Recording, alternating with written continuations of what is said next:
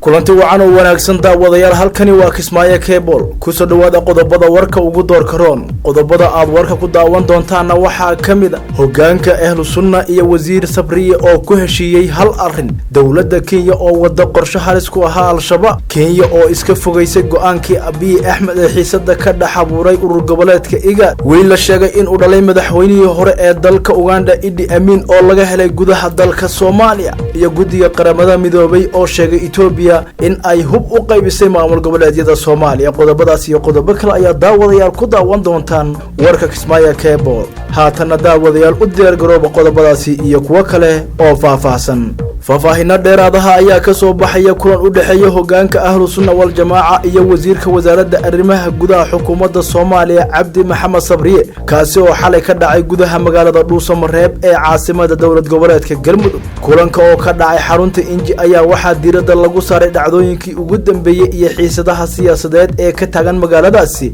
si xal looga gaaro kadibna loo sii gudagalo wajiga labaad ee dhismaha Galmudug loo dhan yahay sidoo kale labada dhinac ayaa ka wada hadlay sidii ciidamada dawladda iyo kuwa ahlu sunna ee dhawaan gudaha u soo galay Dhuusamareeb looga saari lahaa magaalada looguna celin lahaa xeryihii ay ka soo baxeen kadib shaqaaqadii lagu rasaasayay madaxa xukuumadda Galmudug Maxamed Shaakir Cali Xasan warar hoose oo ay warbaahintu heshay ayaa sheegay in wasiir Sabriye iyo hogaanka sare ahlu sunna ay isku raaceen in ciidamadaasi dib loogu celiyo saldhigyadoodii amaankana lagu wareejiyo ciidamada nabad sugidda ugu dambeyn labada dhinac ayaa ka wada arrimo ku aadan khilaafka ka dhashay guddiga farsamada maamul u dhisida Galmudug iyo sidii loo soo afjari lahaa balse ma jiro wali wax xal ah oo arintaasi laga gaaray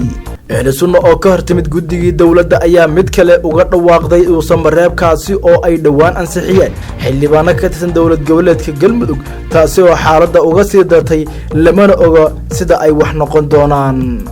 wakiilka sare ee Kenya u fadhiya dalka Britain ayaa waxa uu sheegay in dawladdiisa ay wada qorshe al-shabaab looga joojinayo lacagaha ay hesho si loo yareeyo awoodda kooxdan iyo waliba weerarada ay ka fuliso dalalka Kenya iyo Somalia wakiilkan ayaa waxa uu sheegay in Kenya ay raadinayso taageero caalami ah si al-shabaab looga hor istaago dhaqaalaha ay ku hesho sida dadban wuxuuna tilmaamay in saaxiibada gobolka iyo kuwa caalamka looga baahan yahay in ay qaataan doorkooda waxa kale oo uu sheegay in dawladda federaalka Soomaaliya iyo dawlad goboleedyada dalka Soomaaliya loo baahan yahay in lala socdo sida ay ula dagaalamaan lacagaha ay hesho al-shabaab isagoo intaasi ku daray in siyaabaha ay al-shabaab dhaqaalaha ku hesho ay qayb ka tahay ganacsiyada ka jira gudaha Soomaaliya ugu dambeyn wakiilka Kenya u fadhiya Britain ayaa ku baaqay in si wada jir ah la isaga kaashado dagaalka al-shabaab oo uu sheegay in khatar ay ku tahay gudaha gobolka Kenya ayaa hore qaramada midoobay uga dalbatay in al-shabaab lagu daro liiska kooxaha loogu yeero argagixisada walow taasi ay ku guuldareysatay waxaana la sheegay in arintaasi ay kala hayd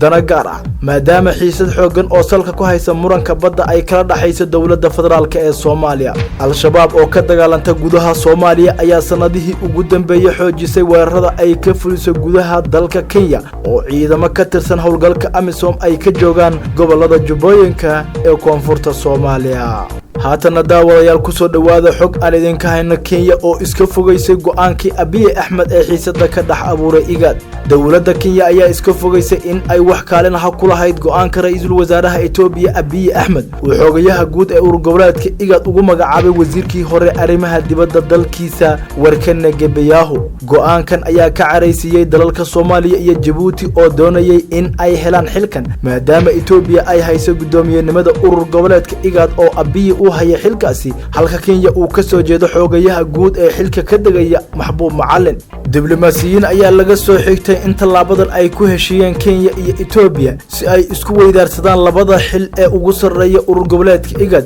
ayadoo la filayo in xilka gudoomiye ee Abiy haatan uu hayo uu la wareego madaxweynaha dalka Kenya Uhuru Kenyatta si kastaba ha ahaatee diblomaasi Kenyan ayaa u sheegay wargeyska Daily Nation ee ka soo baxa dalka Kenya in Kenya aysan waxba ka ogeyn go'aanka lagu magacaabay warkana Gabayahu isla markaana uu yahay mid shakhsi ah oo uu qaatay Abiy Ahmed waxa uu sheegay in go'aanka ay dalalka ururka u arki karaan mid muujinaya in Itobiya aysan doonayn in cid kale ay wax ku yeelato hogaanka ururka taasna aysan ahayn sax Itobiya ayaa xilka gudoomiyay nabe ee urur goboleedka igad haysay tan iyo sanadkii 2010 halka Kenya ay haysay xilka xogayaha guud tan iyo sanadkii 2008 Soomaaliya weligeed ma aysan qaban mid kamid ah labada xil ee ugu sareeya urur goboleedka igad waxaana madaxweynaha Soomaaliya Maxamed Cabdullaahi Farmaajo uu dadaal u galay in la siiyo xilka xogayaha guud balse waxaa muuqata in Abiy Ahmed uu ku takrifalay awoodiisa hogaamineed dawladda Soomaaliya weli si rasmi ma aysan uga hadlan arrintan hase yeeshee waxa ay wada dadaal ay qayb ka tahay Djibouti oo xilalka ururkan looga dhigayo kuwa wareega oo dhammaan dalalka xubnaha ka ah ururkan ay u siman yihiin wiil la sheegay in uu dhalay madaxweynihii hore ee dalka Uganda Idi Amin Dada oo muddo la baadi goobayay ayaa laga helay gudaha Soomaaliya sida uu qoray wargeyska New Vision ee ka soo baxa magaalada Kampala ee caasimadda dalka Uganda Sheekh Cabdullaahi Idi Amin oo haatan qof weynaha ayaa waxa aqoonsaday ciidamada Uganda ee qaybta ka hawlgalka AMISOM kuwaasi oo kolkii dambe baray xildhibaano reer Uganda ah oo dhawaan booqday Soomaaliya mudanayaasha toddobaadkan lagu soo dhaweeyay magaalada Muqdisho ee caasimadda Soomaaliya ayaa kormeer ku kala bixiyay saldhigyada muhiimka ah ee ay xoogagan ka joogaan gudaha Soomaaliya xildhibaanada dalka Uganda ka soo jeeda ee Soomaaliya booqday iyo Cabdullaahi ayaa ku kulmay deegaanka Carbiska ee duleedka magaalada madaxda Soomaaliya halkaas oo ciidamada Uganda ay ku leeyihiin xira iyo isbitaal wafdiga xildhibaanada ayaa waxa hogaaminaya Colonel Charles Okello oo ah wasiiru dawladda difaaca Uganda kaasi oo kamid ah xubnaha la kulmay Cabdullaahi ee sawirada la galay haddaba waa kuma Cabdullaahi Idi Amin Dada sida laga soo xigtay warbaahinta Cabdullaahi ayaa haatan ah xubin ka tirsan ciidamada qalabka sida ee Soomaaliya gaar ahaan militariga ka howlgala gobolka Shabeellaha Hoose hooyadii oo Soomaali ah kana soo jeeda Baydhabo ee xarunta gobolka Bay iyo aabihii oo reer Uganda ah ayaa wada dhalay laba caruur ah oo Cabdullaahi uu kamid yahay dhowr su'aal ayaa soo ifbaxaya kadib arrintan waxaana kamid ah qaabka ay markii hore u kulmeen sida ay isku waayeen kuna lumay Cabdullaahi iyo hadii la hayo shakhsiga kale sidoo kale ma cadda in sheegashada Cabdullaahi ee ah in uu dhalay madaxweyne Idi Amin lagu xaqiijiyay dheecaanka DNA waligay ma aanan arkin qoyskayga ku nool Uganda ayuu yiri Cabdullaahi kaasi oo wareysi siiyay wargeyska afka dheer ee New Vision ee ka soo baxa magaalada Kampala Cabdullaahi oo haatan leh xaas iyo caruur ayaa waxa la fahansan yahay in loo jeediyay in loo duuliyo Uganda si uu halkaas ugu qaato noloshiisa inta ka harsan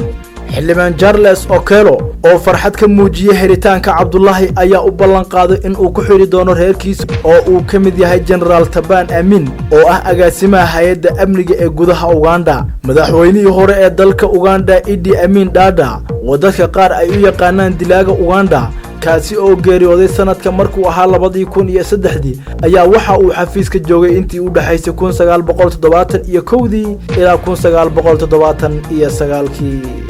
guddiga khubarada kooxda qaramada midoobay ee dabagalka Soomaaliya ee UN Monitoring Group ayaa shaaca ka qaaday in maamul goboleedyada Soomaaliya ay dalka Itobiya ka helaan hub sharci darro ah xilli Soomaaliya ay weli qayb ahaan saaran tahay xayiraadda hubka warbixinta guddiga ee sanadka 2019 oo si gaar ah u heshay warbaahinta ayaa shaaca ka qaaday in guddiga uu helay dukumentiyo cadeynaya in shirkadda Metals Engineering Corporation oo ay leedahay dawladda Itobiya ay hub iyo rasaas badan siisay dhammaan maamul goboleedyada Soomaaliya guddigan ayaa sheegay in arrintan aysan ahayn sanadkan oo kaliya balse ay socotay 10 sano ee la soo dhaafay